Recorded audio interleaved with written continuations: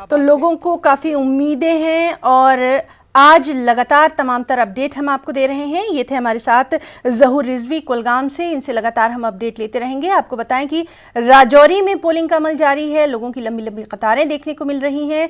सुबह से ही पोलिंग मराकज़ पर लोग पहुंचकर अपने वोट का इस्तेमाल कर रहे हैं।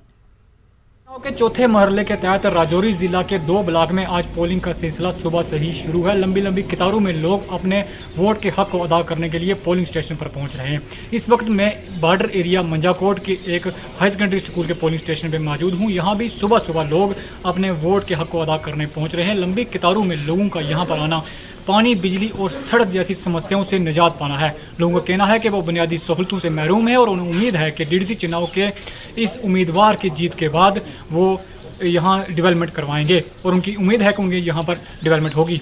राजौरी के सरहदी ब्लॉक मंजाकोट से न्यूज़ 18 के लिए मैं शक्ति शर्मा।